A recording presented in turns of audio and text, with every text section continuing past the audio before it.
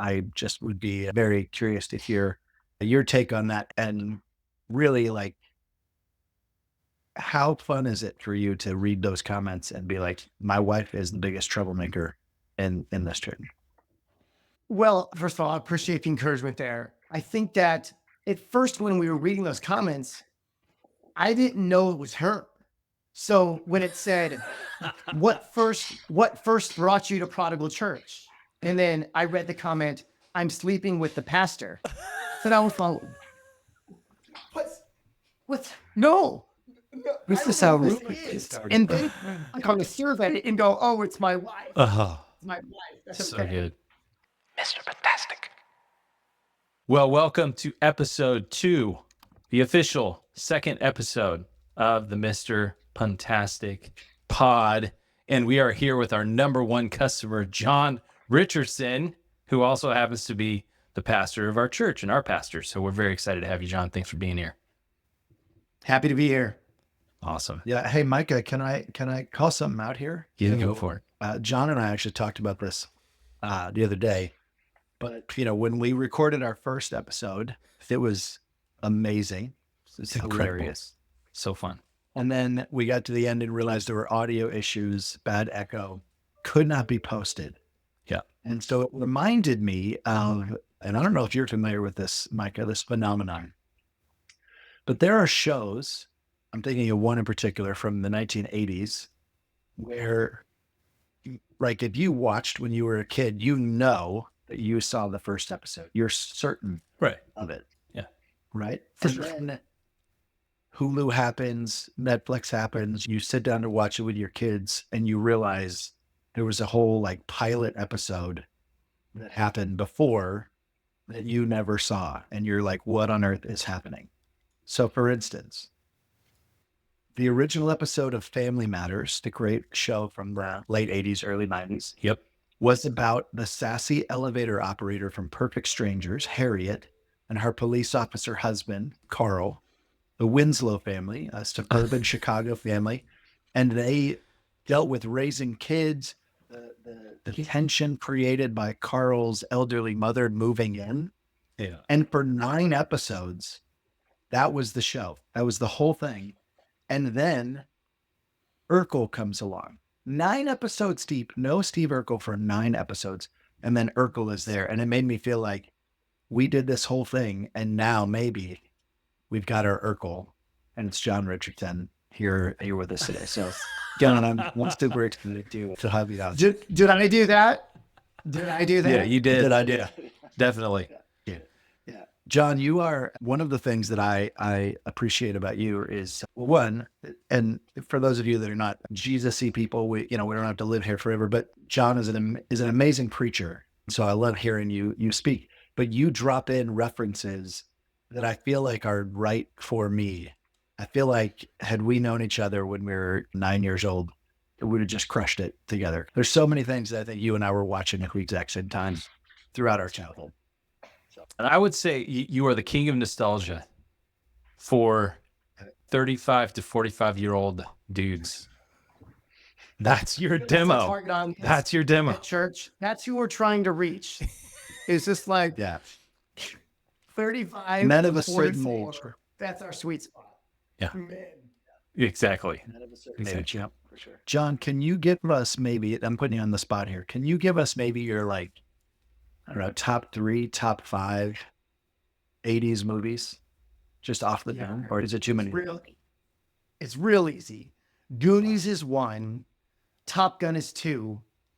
Surprisingly, Predator and Commando with Arnold Schwarzenegger. Really? Those had a large impact on my life. Now, they haven't stayed with me as much as Top Gun and the Goonies, but those are probably my top 4 right there. I got to tell you, Commando, I feel like is maybe the most underrated of all of the Schwarzenegger oeuvre. That's a fancy word for Schwarzenegger movies. But one of my favorite things about being an 80s kid, and you guys probably relate to this, is like now when you watch a movie, you put it on and you just see the whole thing. But we had like the Saturday afternoon movie on like local TV, and the editing that was done to, cover up the curse words is world class. I still remember there's a moment in Commando where Arnold Schwarzenegger in the original film says a curse word, but in the Saturday afternoon version, it was bologna.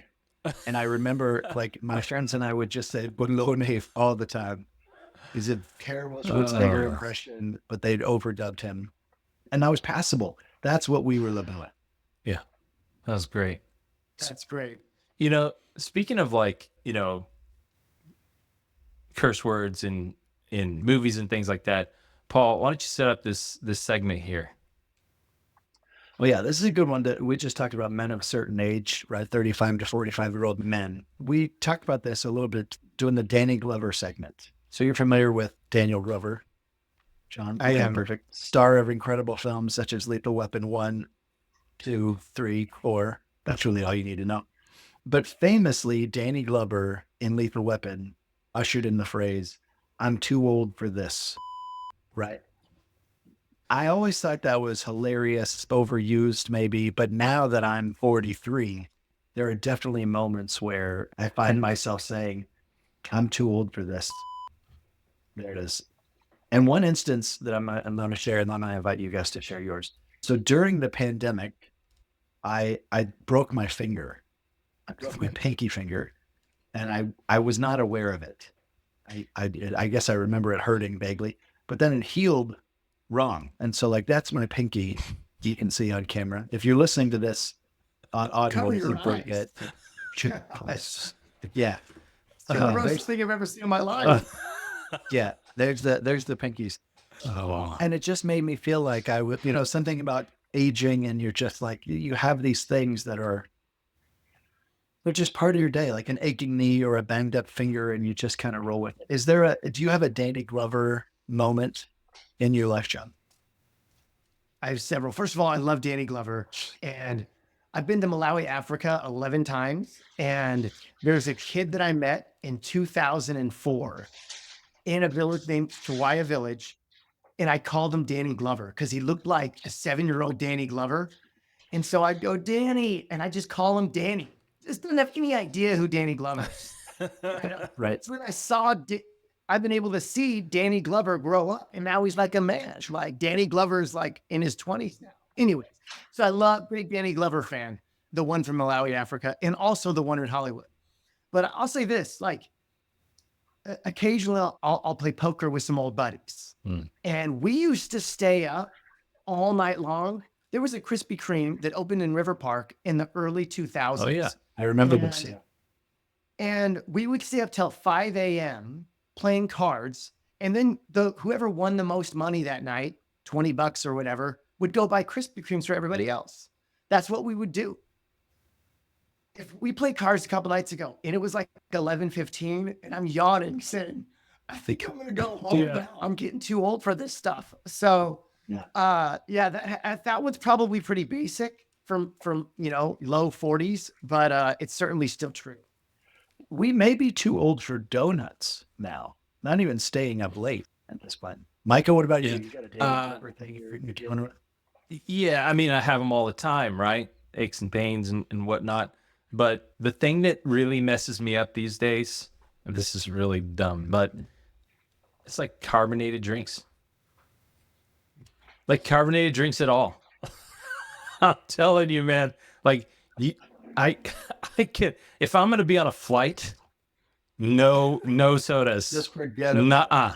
No sodas. The air pressure going up, and I'd blow up like the blueberry girl on Willy Wonka, and you don't want to sit next to me coming down in that situation. So it's just, yeah, I'm too old for carbonated drinks. Is it a burping thing? Is it like a bubble gut thing? What is Bubble gut? That's an interesting term. Yeah, I feel like it's just my body wants to get those bubbles out one way or another. Tell us more. I think we've exhausted the idea. But by the way, yeah.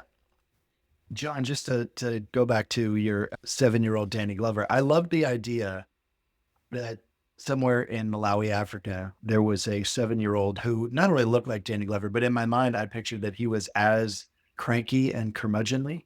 So even as a 7-year-old, that he was kind of like complaining about everything and grumbling. That just tickled me. So I just thought I'd share that. Wow. That's awesome. Incredible. Well, I think this is a great time to introduce a subject that I'm really proud of. I think a lot of men, 35 to 45, married, will relate to this. But to set this up, let's just transition here. My wife taught me. This segment is called Things My Wife Taught Me. So I'd love to hear your thoughts. This is the first time I heard that. Things my Can we wife play taught that me. stinger one more time? It's still going. It's still going, buddy. It's just so soothing to the soul. These are real lessons that we need to learn. Things my wife taught me. Yeah. It's good. That slaps. It's good. Yeah. Well, so in this segment, we like to talk about things that we've learned from our wives, things they've taught us, things that we did not know previous to marriage. And there's a plethora of things we've learned, right? So you got anything like that, John? Well, my initial response would be like, just how selfish I am, right? Like, I think marriage in general reveals your own selfishness. So I didn't realize I was selfish until I got married, but that's a given. But maybe more comedic one was when I was a kid, I grew up on oldies. Okay. Oldies 92.9 here in the Central Valley, California. Loved it. No bunch of songs.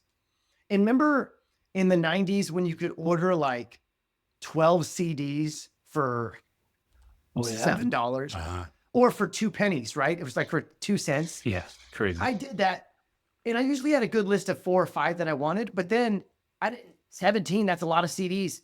So I remember just getting a bunch of oldies ones. And I got Elvis Presley's Greatest Hits. Thought that was a pretty safe bet. And Hound Dog, one of his most famous songs. Apparently, when I was a kid, I didn't know the lyrics of the song, but I've sung it the same way all of my life. So the kids put on Elvis for some reason, Hound Dog, and I start singing it loud. I start doing the moves, doing the hip shake, doing a little of the guitar. And I said, "You ain't nothing but a hound dog." Crocking all the time. Crocking. And then they kind of do this. And then I go again. Then I see their faces. I go, maybe that's not it. So I go, next verse. "You ain't nothing but a hound dog. Cranking all the time." And I went with cranking all the time. And they said, "Wait, what did you say?" And I said, "Crocking." And they said, and then Sarah said, "John, it's what is it again, Bird? Crying.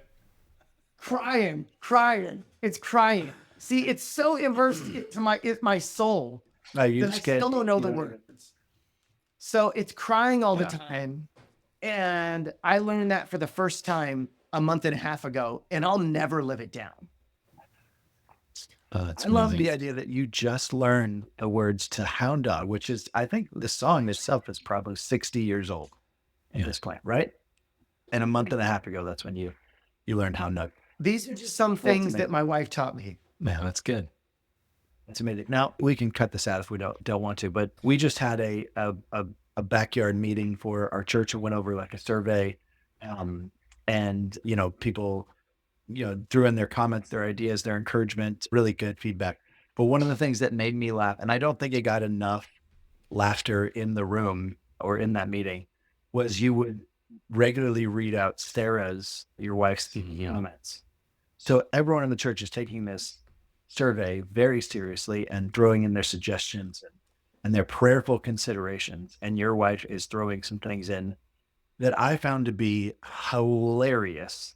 And I just wondered if you could share any of those. What I'm fascinated about is pastors and pastors' wives. Micah was a lead pastor for a long time, and him and Erica navigated this. So they, as a music guy, like I was a worship pastor, so it wasn't the same thing. But my wife has dealt with this. But I feel like you and Sarah had figured out the pastor's wife thing really well, and I just would be very curious to hear your take on that. And really, like, how fun is it for you to read those comments and be like, my wife is the biggest troublemaker in this church?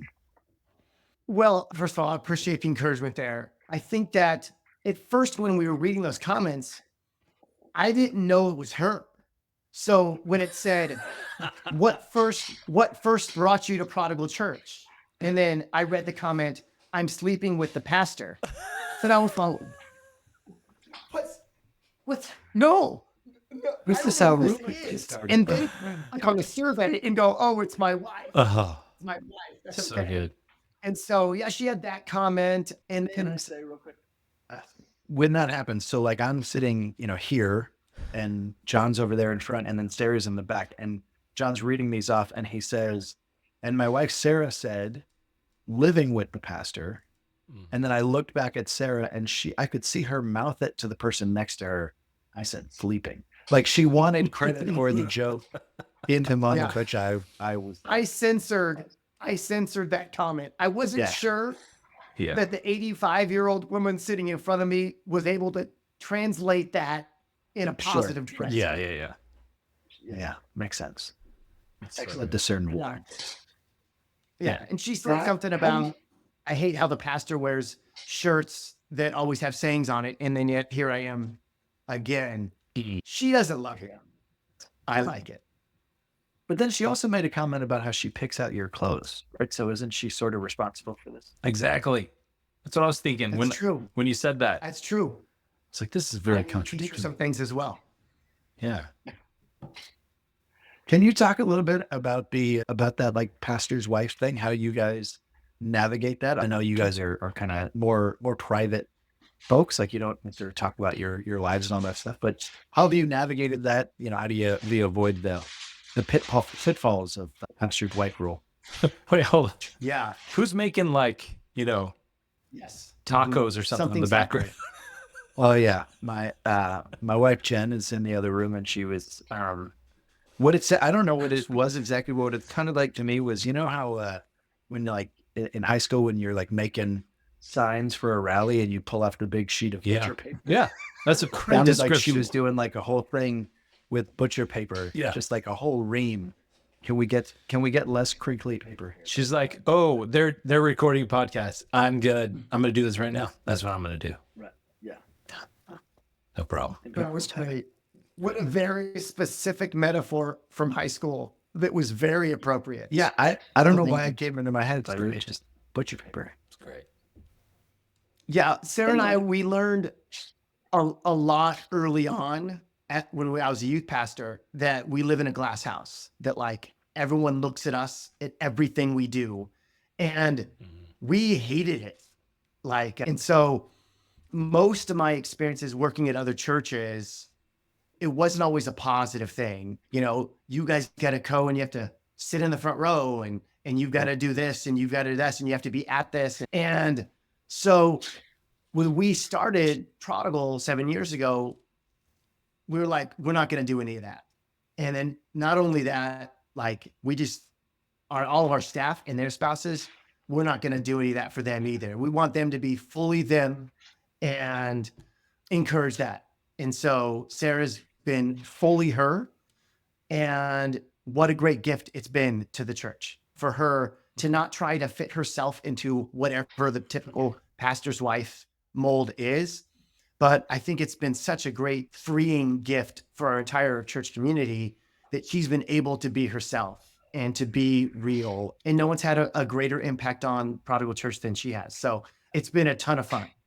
Well, you mentioned it. You talked about it, being at different churches, learning lessons over time, and trying new things. Certainly church planting, like starting a church from scratch and building it over almost 7 years. So along the way, I imagine there are things that you tried, that you rolled out, that you think that really should have worked. So Micah, are we ready to go to the ideas that should have worked segment? Let's do it. Okay. And there's no stinger. There's on no, this one. We'll just I say, didn't have time. Man, that should have worked. Like that stinger. It should have worked.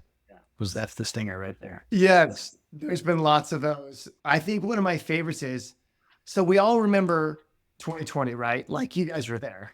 And it's March of 2020. It's April of 2020, and we're all in our homes and we're all longing for more social interactions and leading a church that is based on gathering together in midweek and on Sundays.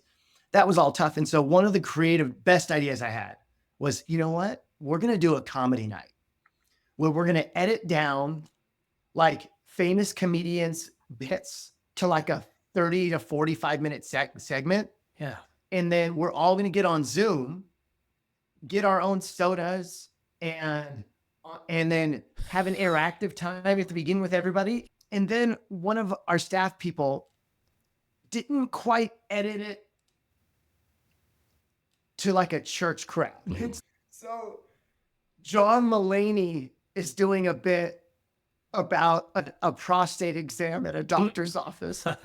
I'm familiar with this bit. And we are dying that there's like these older couples and stuff, and we don't know how it's landing with them, and we can't even talk. And it's the last joke of the night. And so then You got to end with the big one. The best so joke. then I go, and bye everybody, have fun. See you guys later. And then we turn it off, and it's all the staff, and we laugh for a good 2 minutes before we're able to talk about what just took place. So we thought those were going to be comedy gold. I thought it was going to go viral. This is a great idea, these comedy nights. And Oh my goodness. we had fun, but it did not go as good as it should have worked, but it didn't. I think we all collectively sort of underestimated, one, how tough it is to read the crowd when you're not in the same room. Mhm. And then two, like how unintuitive Zoom or whatever your video chat tool is, how unintuitive it is. I was on a call at work. It was March of 2020. Tom Hanks had COVID and we were all scared, right? So we all went home, large corporation, and we're gathering the leaders of the organization together, all the frontline managers. So there's probably 400 of us on a WebEx call. One morning, there was a guy who was trying to talk his wife into, having a little roll in the hay, a little morning delight, and was not muted and was trying to be creative, let's say, in terms of how they accomplish that. And he was working hard. He was like really, really trying, and it didn't go well for him. And I can only imagine his boss having to call him and say, everybody heard that. I feel like there's a lot of those stories. Tons. Did anybody say anything on the call? Was anybody like, hey? It's one of those things where you're just mortified and you're trying to pretend it's not happening. Can someone please tell what's his name to mute? Oh my goodness. I'm sure he was like, did I do that? Yeah, it was Hicks. Yes. Call that. Since we mentioned Urkel earlier, have you been looking for an opportunity to try That's this? great. I really appreciate it. That's really great. I love it. Fantastic. Well, I think Paul and I have tons of things that should have worked, and we'll get to those things in future conversations, I'm sure, because we just, we like to stack those things up. We like to try things that never work. So this could be the next one. We love brainstorming and thinking about things, and then they sometimes don't work. But let's go to the next segment here, which we're calling Bigger or Better. You're familiar with this game. The game really, in real life, lots of youth groups did it, and today you probably wouldn't play it because of how weird and dangerous it is out in the world. But you would take something like a paperclip, and you would go knock on someone's door, and then you would say, I'm in a competition, we're doing bigger or better. Do you have something bigger or better that I can trade this for? And they would give you a pencil, and you would take that pencil to the next house, and you do the same thing. You just try to trade up for something bigger or better. But we do it in life too. Like we do it as adults. Yeah, we got this thing that we're always trying to do bigger or better as people. And I'm curious to know if you had any of those real life moments where you had a decision, you were like, I could go bigger with this, or I could go better with this. And what kind of impact did that have moving forward in the trajectory of your life? I was trying to think this beforehand, and I kind of had nothing. How about we shift to Paul and I? Let's talk about just where we pivoted with this. Paul and I started about a year ago, MrPuntastic.com. And we made a bunch of... By the way, John may have been our best customer. That's what I said. That's what I said in the beginning. Our number one customer. he bought the most gear outside of our own families. Thank you so much for the support. So what we did was we created a website. We had this idea for making punny tees, making punny, merch that we could sell to 35 to 45-year-old dads who do dad jokes. Or people could think, oh, my dad would enjoy that. It'd be a Father's Day gift or a Christmas gift or whatever. So we started and we hit the road hard. Like we went with several video sessions and did hour-long back and forth pun jokes. And we got a lot of traction with that in terms of people really enjoying that content. We were releasing a short form content on lots of media platforms, but it was very cumbersome, like just took a lot of time to do. And we both have full-time jobs and kids, and between the two of our families, there are 7 kids. Paul coaches every sport you can think of. So it's just a lot to fit in. So then we kind of just let it fade and didn't really do anything with it. And we're like sitting at a football game recently. We're like, we got to really do something here. So that's where we're like, well, let's pivot formats. So let's go to a podcast format where we just have a conversation, have guests, have some good funny parts. We can clip out stuff, whatever. And then if we get to some sort of a merch thing later, cool. But let's not focus in on that right now. Let's make this more about having fun and good conversations. So in that sense, we had kind of a choice. We could have gone bigger, like just do more and more and more and try to force it out. Or we could go better and just make it easier for ourselves and focus in on content that we felt was fun and helpful to people. Paul, do you have any thoughts you want to add about that? No. Cool. That was great. Great segment, guys. I think as you get older and you kind of you go through, at least for me anyway, the twists and turns of like, what do you want life to be and what do you want life to look like? You go all in on this or that, and you're like, I'm 43 now, and so you think through like, oh, like I'm good, life is great, but what could have been creeps in every once in a while. But then it's mostly like, what is the next? Like when I was a kid, 43 seemed ancient, and now I'm like, I got plenty of time. Like, what are we going to do with the back half here? And so you look for ways to be creative. And I think there's less, hopefully as we get older, there's less filters on I care less about what people think than I used to, certainly. And so we just decided like, hey, what would be fun to do?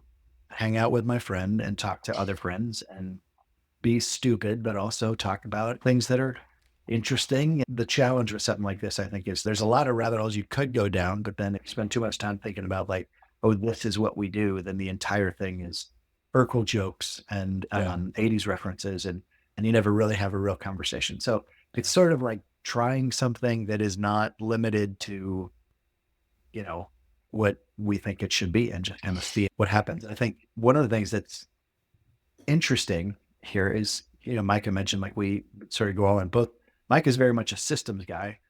I think I am as well, but not nearly as good at this as Micah. We've been involved in a lot of churches and a lot of organizations where you're like, okay, well, you got to do this, this, and this.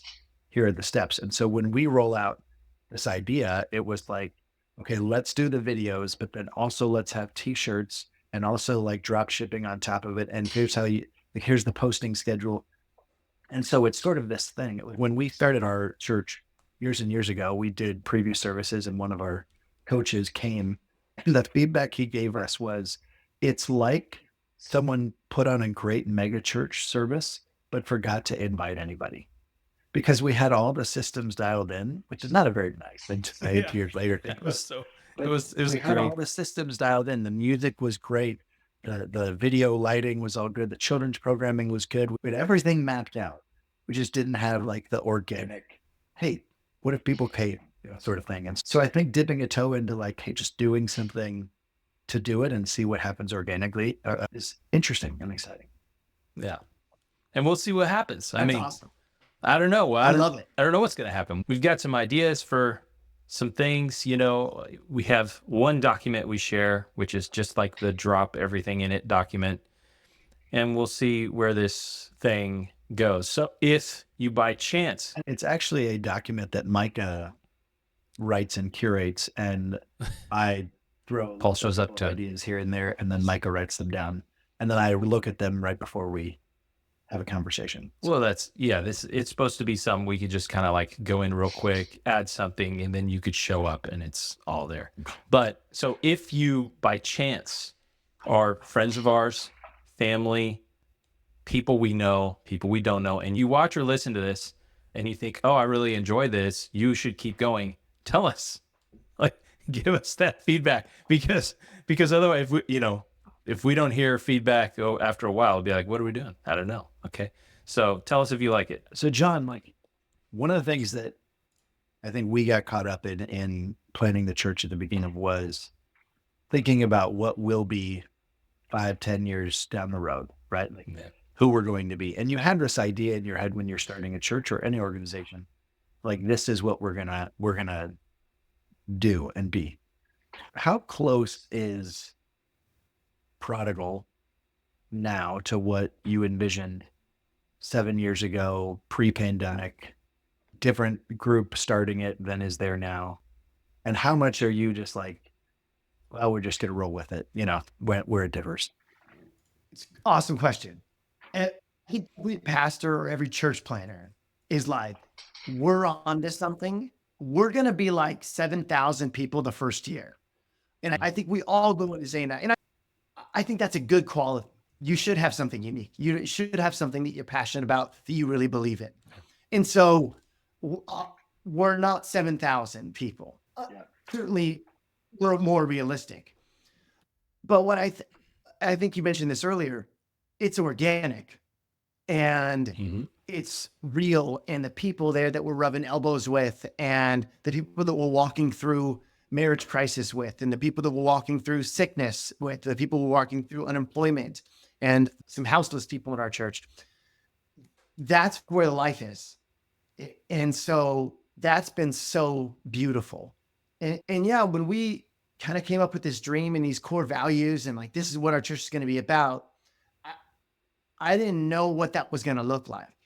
When we said, love God, love people, and that was our thing, when we met everyone, that landed differently in 2017 as it did in 2020.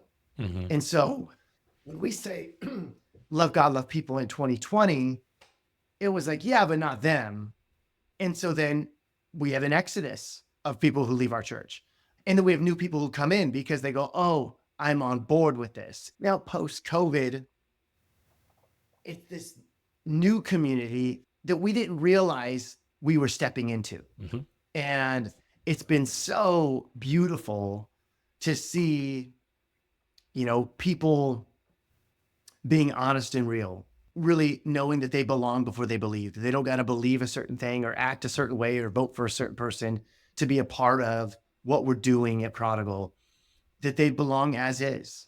And whether they think like us, act like us, believe like us, is irrelevant to how we're called to treat them, love them, and accept them. And so that's been so fun to watch. And to see people where that blows up their worldview.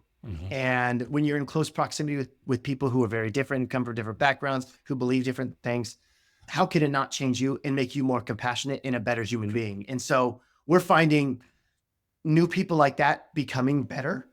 And then typical religious church people becoming better because they're interacting and growing and learning from people who have very little church interaction or involvement. And that's been really, really beautiful. All of us getting better, all of us becoming more the people God has called us to be. And that's just been so thrilling. And so I would say that that's been one of the great highlights and surprises that we've seen over the past 7 years from that sitting in a living room, dreaming of this. And then 7 years later, who are we? What are we doing? It's the life change. It's the coffees with people. It's the side hugs. It's the text messages. Hey, can you pray for me? I'm going through this. It's the little things that really are the biggest things. And isn't it interesting that we would end this discussion or come towards the end of this discussion on, how things are versus how you plan them. And we start with the best example of that ever, which was Family Matters and not tapping into Urkel until episode 9. I mean, like the synergy Really This is what we do. We plan this stuff out. It's beautiful. Think through every detail. And just fury. I'm sensing the spirit. I'm sensing the spirit for sure. As am I. As am I. Well, hey, as we wrap up, again, we really appreciate you being on, John. This has been a lot of fun. The new Urkel, but we're going to try this thing we call pun and done, where we're going to end with, we ask you to prepare 5 of your best puns. Yes. And maybe we don't need 5. I don't know. This is the first time we've done it. So we're going to try it, Yeah. but we'll go back and forth. All of us have 5 puns. That's And we're just going to rattle them off. a theory. And this is not one of those things where you got to be cool and not laugh. I will not be able to hold it in. I think these are hilarious. So, let's go for it. Who wants to start? Well, just a moment here before we get started. I have another. You introduced it, but I have to. Oh, I'm sorry. Let's take it again. We'll go. We now the first time we've done our new segment, pun and done.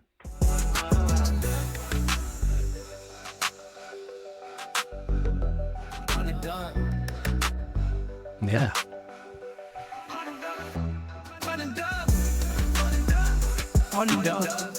Okay. It gets better. It keeps going and it gets better. It's like a minute. This is the winner. This one's better than the first one. Yeah. It's my a wife jingle that starts out. It's the jingle that starts out a little self-aware, like, this is the low stinger for a podcast. But then after a while, it's like, no, this is the stinger for the podcast, and just pun and done. Oh yeah. Yeah. Yeah.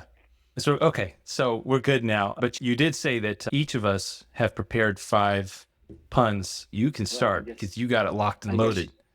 I guess you're not starting. John, do you want to kick us off? Yeah, I'm down. You guys have teenage girls. And I read recently that, why do teenage girls hang out in odd number groups? It's because they literally can't even. I really appreciate the commitment that you just like right on the gates, coming in hot. All right. What's coming on you, Sammy? You sounded like a character from one of my favorite shows, Schitt's Creek. Have you seen that, John? Oh, yes. Language, Mike. No, it's a location. There's 2 T's. So it's not language. Okay. Yeah. It's all good. Wow. Go ahead, put that. I was going to give you mine. My little interesting fact is that my brother's daughter calls me Ankle. I call her my niece. It's good. I started a website for chickens, like a dating website for chickens. It's not my full-time gig. I'm just doing it to make ends meet.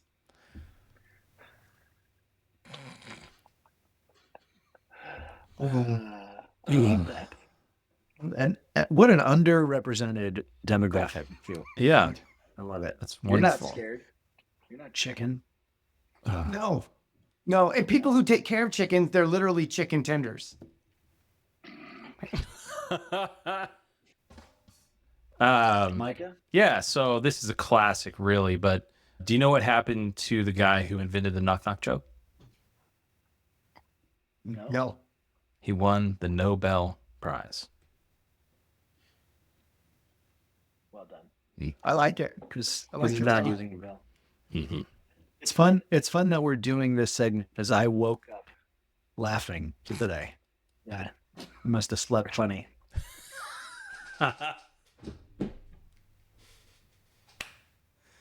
These are the best. Yes. Yeah. My last one for the day is I'm not sure what part of this, Switzerland is my favorite, but the flag is a big plus.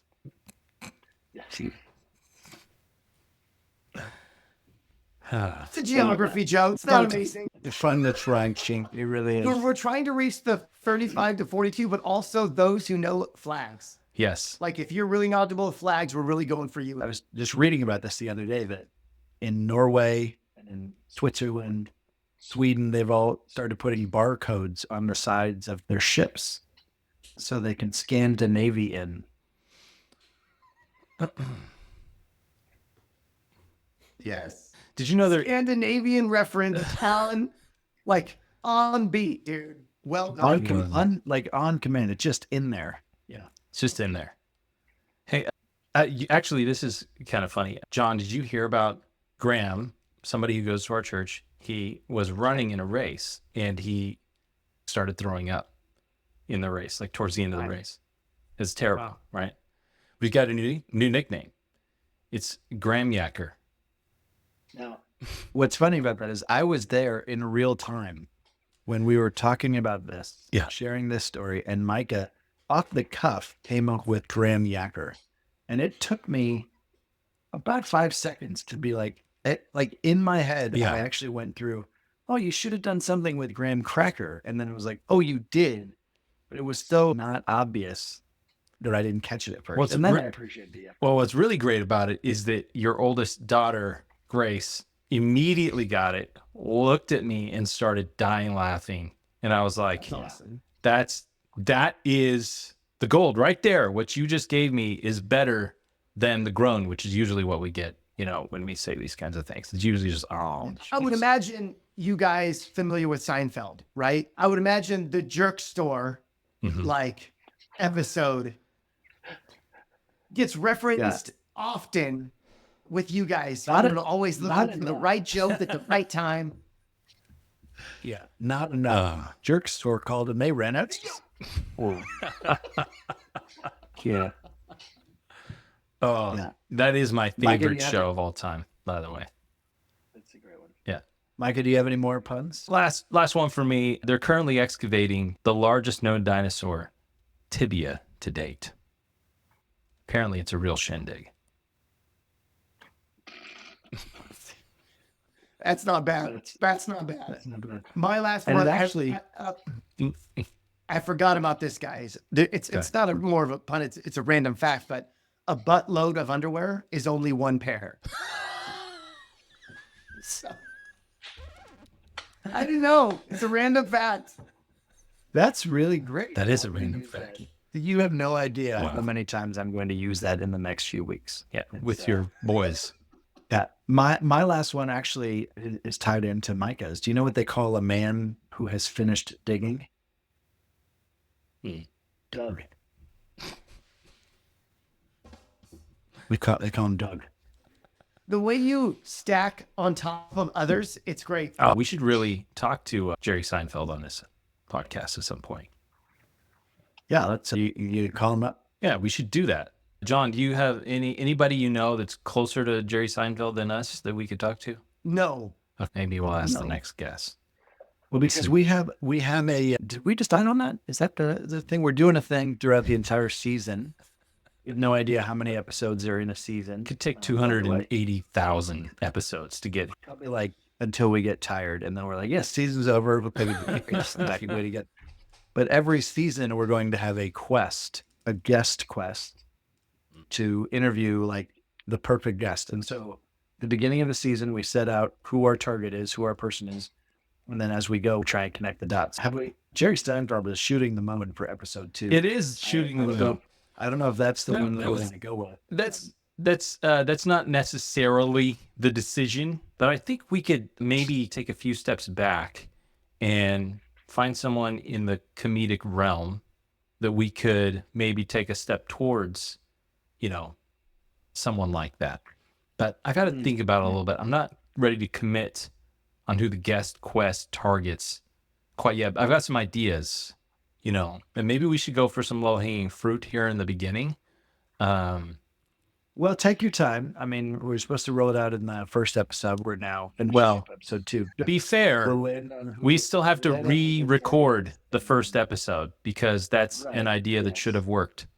The post-Urkel, pre-Urkel show. Yeah, so we have to re-record that one. So we could actually, by the time this comes out, we could have figured it out. So I don't know. Go back and listen. Hey, John, we appreciate you continuing with the Urkel reference. This is the last thing I'll leave you with, and it just popped into my head. And that's what I do. I say things that pop into my head. Yeah. I think now looking back, we think Urkel was just, a funny character. But I don't think we realize like the impact. I don't know that we fully remember the impact in the moment of Steve Urkel. In fact, I think it was probably like season 2 or 3 of Family Matters. It had gotten so popular. Steve Urkel had gotten so popular that there was an episode that Laura is at a rooftop party and Steve shows up and someone spikes the punch, but the party was kind of lame. No one was really dancing. And Steve kicked it off with the Urkel dance. Do you remember this episode, John? I think I do. I do remember the Urkel dance. I'm not going to, don't ask me to do it. No, I'm not going to, I would not dare ask him. Oh. But he basically has, I mean, think about this in 2024. This is a party of junior hires, maybe high schoolers. And he steps into the middle of the party and says, I'll get this thing going. And he points to a random boombox that was not on, by the way. It's a party. Why was the boombox not on? There's one of those big silver boomboxes. Yeah, of course. And it plays a random song that happens to have no words, right? So just random instrumental music.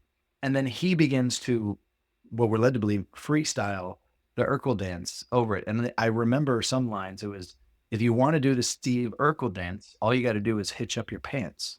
And then he basically goes through the rest of the song explaining his posture, like bend your knees, stick out your pelvis. I'm telling you, baby, it's better than Elvis. You know, he does this whole thing. And then the kids at the party, maybe we should link to this. The kids at the party begin dancing with him.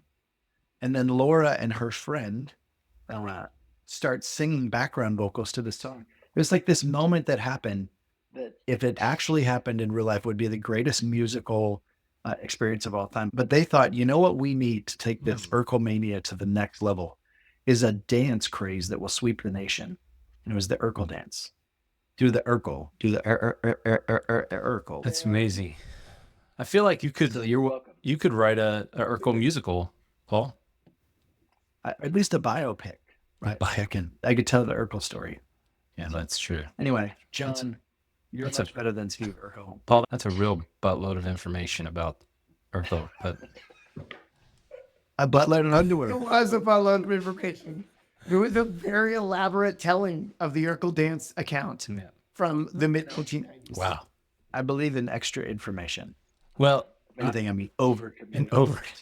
over communicator. That's awesome. Well, I'm thankful for hanging out with you guys today. Now the vote. Do we keep the stingers? Do you like the stingers? Oh yeah. Which one is your favorite? The pun was the best. Yeah. It's sort of like asking me to pick which of my kids is my favorite, but I think Pun and Done was great. All right. With that, that's the pod. We're out. Pun and Done.